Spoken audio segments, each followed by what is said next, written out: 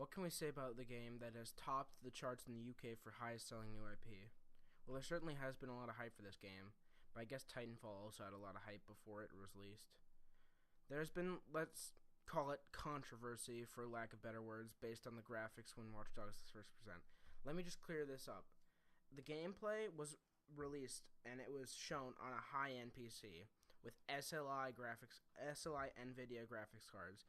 I'm pretty sure they were 690s. If anyone wants to tell me which ones they were, I'm pretty sure it was a high-end PC though. SLI is very powerful. The following gameplay videos though were released using the PS4 and the Xbox One to show users what it would be like with that. That's all I feel like I need to say to clear up this graphics controversy. It really was made such a big deal, but the thing is, it's just a change in device. You cannot expect, I mean, unless Ubisoft was like, oh, these were all released on PS4s, it really, you can't blame it. They're going through updates and they're going through different builds of games, and maybe other companies are good at sticking to what their first gameplay is like, but a lot aren't, and that's just something you have to live with. And just don't expect anything with the graphics until the actual game comes out, and it has. So, getting this out of the way, I played on a PC with a GTX 770 with 4 gigabytes of video memory. If you have the same or close to this kind of graphics card, I played on full settings, and I got an average about of 50 frames per second. Sometimes I would dip below, and sometimes I'd go over, but I usually didn't go over 60, and I usually wouldn't go below 40. I have to say, the visuals are stunning. Some of the best I've ever seen in a game so far. Maybe besides Crysis 3. I have to say that this really immersed me in the world, and that was one thing that got me going. They got me immersed just because it looks so real. Now, I can say, if you're worried about frames and you're on a computer like me, playing GTA 5 on the PS3, I noticed that 30 frames per second is a little less noticeable in a third-person game when it comes to 30 to 60. When I'm playing a first-person game, I really notice something, and I think it's just because the way you're focused on the game. In a first-person game, you're feeling like it's more of a simulation of real life because you're in the position of a person, but in third person, you're looking back at them, and half your focus is on the person. So that's why I feel that 60 frames per second is a little less noticeable. So if you're afraid to put it at higher settings that won't allow you to play 60 frames per second all the time, I wouldn't be. It really does not change your gameplay experience if it's a bit below 60 frames per second in a third-person game. Going into this game, I didn't expect a lot from Ubisoft Montreal. The story in Assassin's Creed 2 was pretty good, but as it became a yearly release, the quality did go down. Like Assassin's Creed, this game had a fairly strong story. Basically, you are a white hat or black hat hacker, Aiden Pierce, looking for revenge after one of your family members is killed. Using your add-up skill for collecting data, you have to find your way to the people who are responsible for calling your hit. The journey leads you to see that the people who are the most powerful in the city have the most data on everyone in the city. Skeletons in the closet, dirty kind of data that people don't want to be released. Wow, a corrupt Illinois. I never would have guessed Ubisoft. Living in Illinois for some time, I can tell you, yes, we have had corrupt politicians like Rob Blagojevich. So congrats to Ubisoft research team. You blew me away with the history in Assassin's Creed. But telling me there's corruption in Chicago, that's the most surprising thing I have heard ever. Even Aiden Pierce says, a corrupt politician from Chicago? Who would have guessed? As you can probably see, the story does get a little stale towards the end, and the data thing gets a little repetitive, even in a game where that's its main premise. But it is interesting in the beginning, I have to admit, and it's definitely not something to overlook. When it comes to characters in this game, Ubisoft is a bit hit or miss. The main character, Aiden Pierce, is your standard raspy-sounding Batman vigilante. I hate to use that comparison, but I could have sworn that Aiden would say, I never asked for this. At one point in the game. Almost everyone's most anticipated character, Jordy, barely shows up after the first few missions. If anything, the best character to stay consistent was the thug named Bedbug. Bedbug, because bedbugs can easily get into women's beds, he claims. Although I don't think he thought that through too much, because bed bugs can just as easily get into men's beds too, but I'm not here to argue about people's nicknames. The two main villains are, I hate to say it, very standard. Iraq is a gangbanger who won't let anyone screw with his crew that he loves like a family, and Lucky Quinn is the head of organized crime in Chicago who doesn't let anyone mess with him and only him.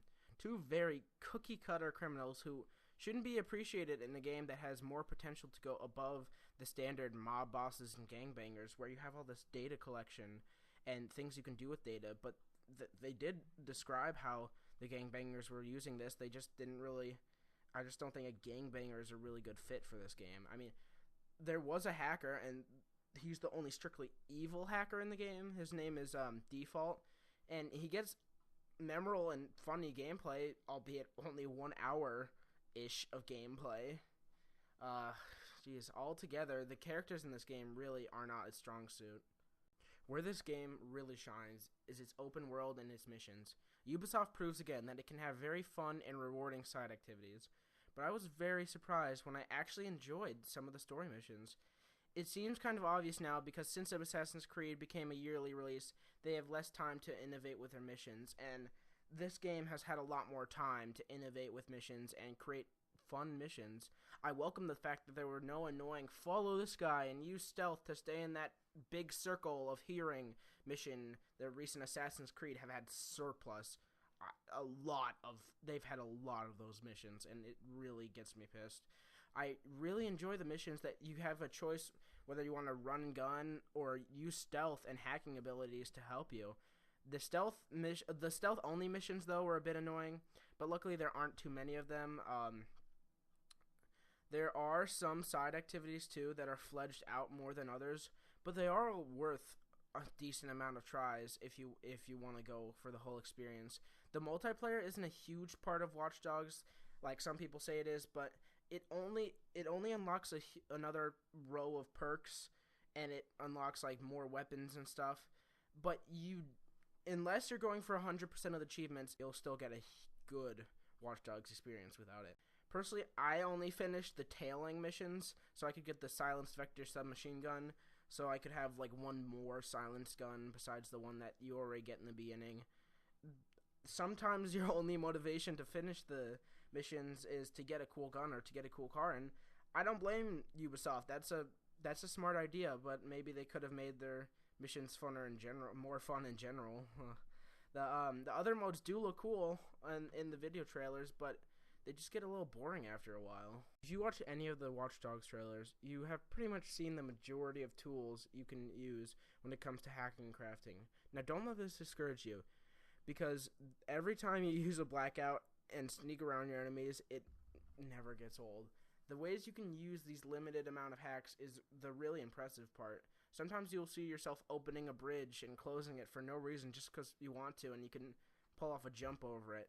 One thing that is annoying though about the hacks is that when you are in a car, you can only use craftable tools and hacks to take down a car, and in an area with a low amount of traps, it's kind of infuriating to drive around waiting for a steam pipe to blow up to get to an area where you can blow up a steam pipe.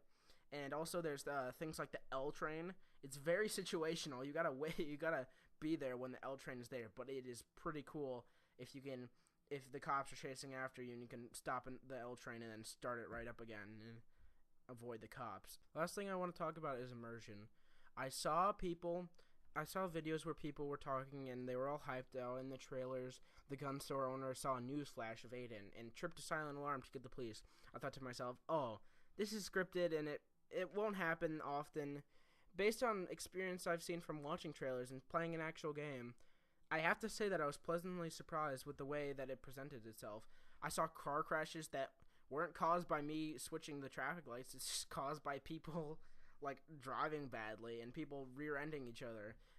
But there weren't too many, so it seemed real. Like, I've only seen a handful of accidents, but I don't see them every day. Accidents happen, and Watch Dogs showed this. The people in the enemy AI made the game feel a lot more real. They didn't feel like robots. They felt like humans who can't see out the back of their heads and only have a certain hearing radius and when it comes to humans and their footsteps. When you see a randomly generated profile on a person, you try to tell yourself it's random, but it just works so well to bring yourself into the world. You sometimes you just feel like you can't tell yourself it's random, and you just see it. Your reputation also changes how people react to you. When I was playing as a good vigilante and took out a gun, I heard people say, "Don't call the police, he's a vigilante," and people say, "Don't worry, he's the vigilante." This added bonus does wonders for immersion in the game.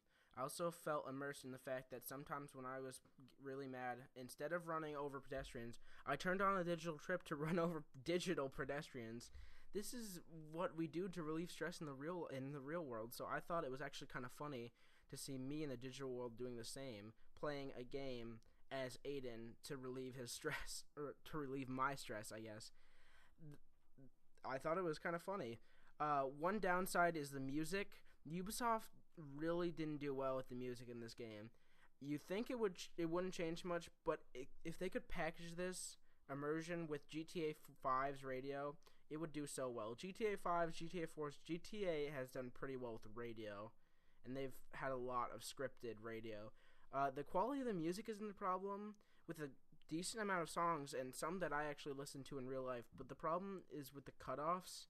When you enter a potential crime area or start a mission, the audio player just becomes unavailable and it stops.